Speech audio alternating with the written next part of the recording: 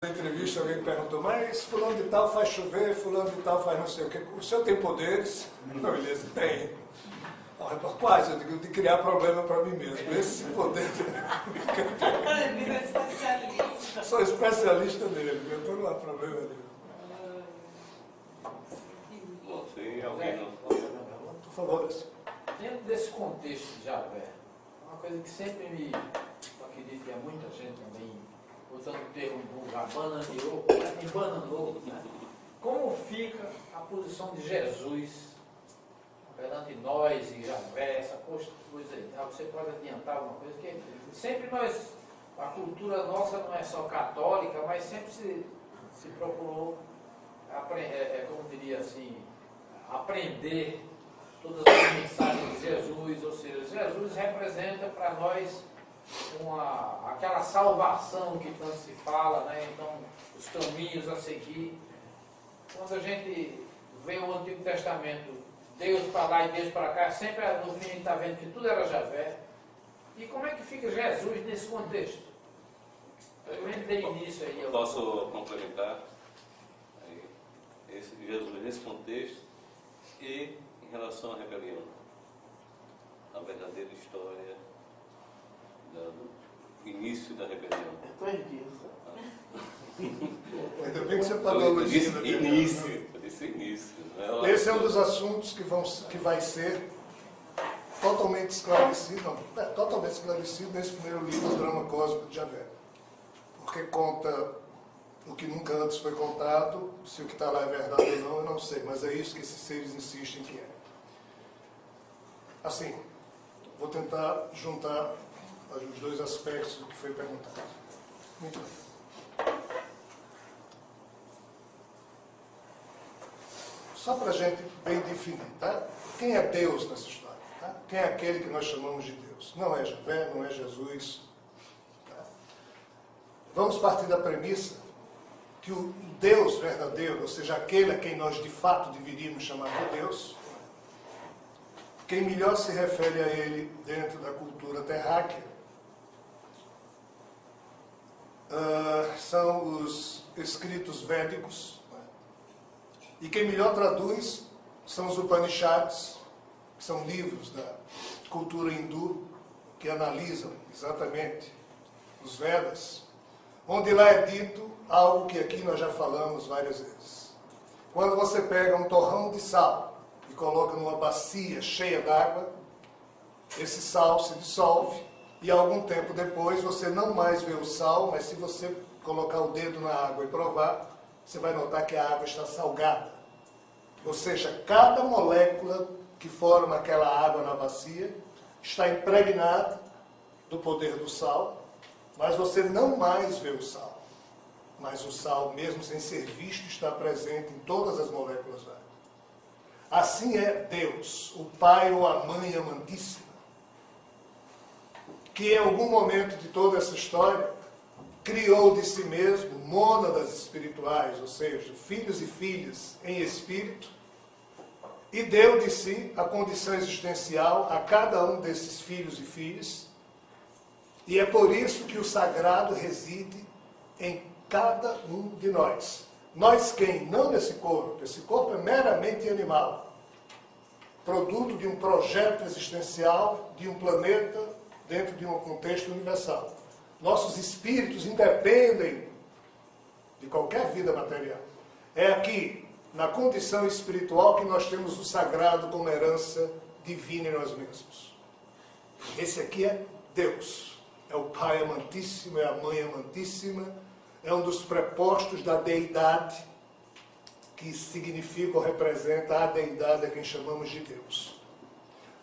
O que um ser humano, na condição humana, com a lógica humana, que é pobre e limitada, pode entender de Deus, a melhor versão que ele pode ter, na minha opinião pessoal e na dos amigos espirituais, é essa. Esse aí é o Pai.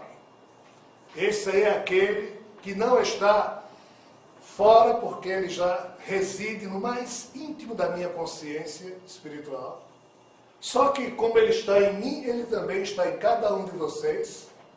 Por isso que o sânscrito, a língua da revelação védica, tem a expressão namastê, que quer dizer o sagrado em mim saúda o sagrado em você.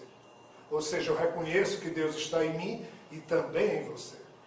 Mas não é só você, ele está no pato, na galinha, ou seja, ele está presente em tudo que existe de forma viva, e por isso que a cultura védica respeita todo um contexto existencial, e por isso que na Índia tem tantas disciplinas de você não comer isso, não comer aquilo, de só comer brotos de raízes, exatamente em respeito à presença do sagrado em tudo. Nós não deveríamos nos sentir habilitados a destruir vidas para poder manter a nossa vida. Isso é uma coisa material, animal, não tem nada a ver com Deus. Esse aqui é Deus. Esse é o Pai amantíssimo, a Mãe amantíssima. Esse aqui sim é aquele que, na hora em que eu penso nele, como ele está no mais íntimo de mim mesmo, ele já se aciona de per si. E na hora em que eu o descubro em mim e deixo que ele me guie, eu me torno um com ele, e a minha personalidade terrena passa apenas a representar um personagem que ele utiliza nesse mundo para fazer isto ou aquilo. Quando eu quero fazer a minha vontade, dele eu me aparto. Mas quando eu me educo até o ponto de não ter vontade, controlo o meu ego e me ponho no colo dele, eu me torno apenas, enquanto Rogério, enquanto Luiz, enquanto Paulo, enquanto Silvio, um instrumento dessa vontade que está no mais íntimo de mim mesmo, que os Vedas chamam eu superior, eu profundo. Isso aí é Deus. Abaixo disso, não tem nada a ver. Abaixo disso são seres extraterrenos, espíritos, pouco importa. São outros tipos de seres já criados por divindades que representam o quê? Essas divindades representariam as personificações desses seres mais evoluídos que seriam unificados com o Pai. Vamos deixar isso de lado. Então vamos falar agora do que seria um Javé, um Jesus, um Sai Baba em toda essa história, que são os personagens mais elevados que nós conhecemos. A deidade, e o livro de Urântia explica isso muito bem. A deidade é algo tão incompreensível, é alguém tão incompreensível para a condição terrena, ou para qualquer condição existencial que exista nesse universo Yayuris, ou em níveis espirituais mais evoluídos. Essa deidade, ela se personifica em divindades maiores. Essas divindades, que são poucas, representam alguns dos poderes que a deidade tem. A deidade, ela não é uma pessoa, é um princípio que sempre existiu, que nunca foi criado, é incriado. O nosso cérebro não sabe nem imaginar uma coisa que não teve começo.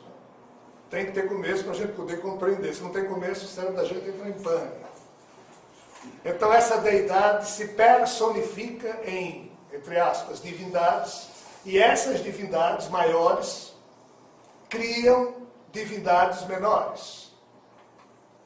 Em tese, essa seria a hierarquia divina do que nós chamamos aqui de paraíso, e essas divindades menores também criam outros seres. Como? Eles fazem sexo? Não. A questão de polaridade masculina e feminina só surgiu nessa história quando, no caso desse universo, da existência de alguns planetas. Vejam bem, os espíritos dizem que a vida espiritual, que a realidade espiritual é eterna e atemporal, e independe de qualquer criação física. Então isso aqui sempre existiu. Aqui não tem sexo, não há reprodução. Como é que a divindade cria a partir de si mesmo? Retirando uma espécie de um clone da sua capacidade espiritual e dá de presente para que outra exista com parte do que ela tem, pois que cada um de nós só pode dar daquilo que tem como riqueza espiritual. Então, essas divindades maiores criam a partir de si mesmo os outros seres, divindades menores, e essas divindades menores é que criam realidades existenciais, tipo esse universo que nós conhecemos. Pois muito bem. Reza a lenda